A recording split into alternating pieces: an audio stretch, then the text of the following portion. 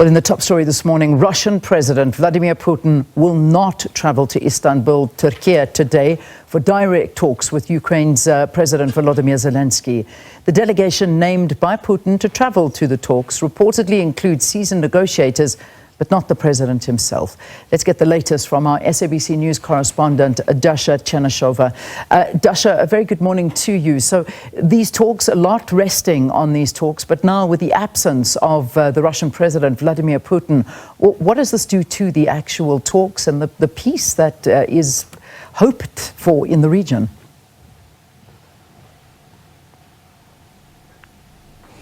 Well, there has been the position in Moscow that any meeting at the highest level possible is only possible after there is something to agree upon, and that work has to be done. So therefore, Russia is sending its delegation that will be working on the technicalities and the myriads of political and practical issues that are related to the resilient Ukrainian settlement. Now, we know that Russia wants to build on the document that has been agreed, that was agreed in 2022. That's the draft document that the sides have been talking about back then. And therefore, the head of the Russian delegation is Vladimir Putin's presidential aide. And he was the one who headed the Russian delegation in 2022. Now, the composition of the Russian delegation also includes the Deputy Foreign Minister, Mikhail Galuzin, as well as Alexander Fomin, who is the Deputy Defense Minister, and also members of the General Staff. That does show that Russia is willing to negotiate the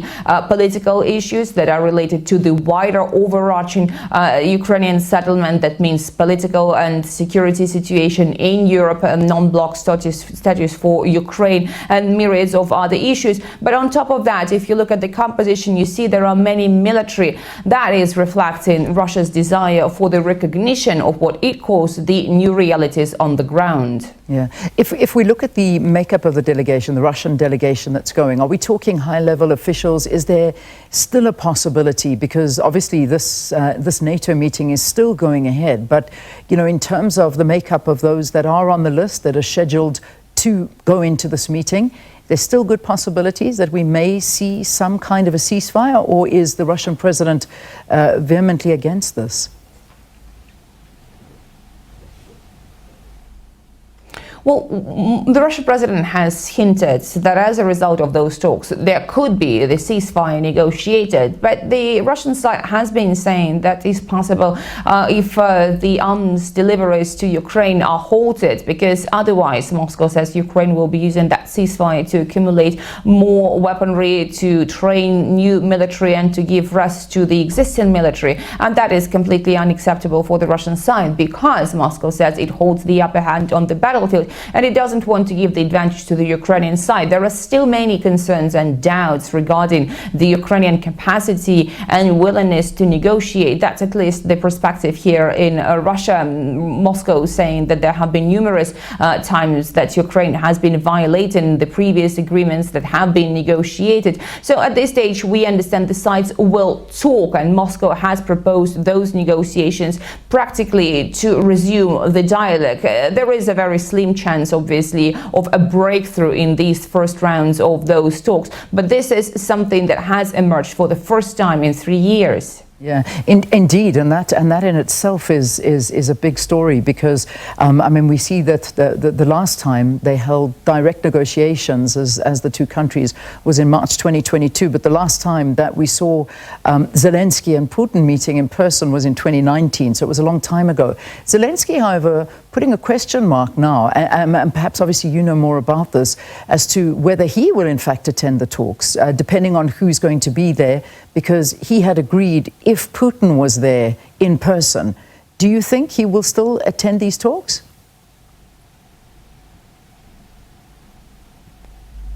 Well, that's really difficult to guess what the Ukrainian delegation has in mind. The hope in Moscow is that Ukraine would be ready to have the real talks without preconditions, and Moscow has been insisting on that very premises for those negotiations to start. And whether Ukraine would take this chance as an opportunity to negotiate peace, or that could be yet another show staged by the Ukrainian side. This is how it is in Russia, with political analysts saying that while how Moscow is using that as a slim chance to negotiate, because Moscow has the capacity to end this conflict militarily, at least drawing from the statements that the Russian officials are making. Moscow insists that for Ukraine, this could be used as an opportunity to promote its position, to say that here is our president who is willing to negotiate, and that would be a sort of a stage, a show that Ukraine might be staging. But the hope in Moscow is that this slim chance of finding a common ground and negotiated settlement would be used wisely by both sides. Yeah, we even saw the US president hinting that he may also attend, because if Putin was going, he would go. But I'm not sure. We know there's a big delegation from the US going. Marco Rubio is headed that delegation, but certainly no sign that the US president will be in attendance.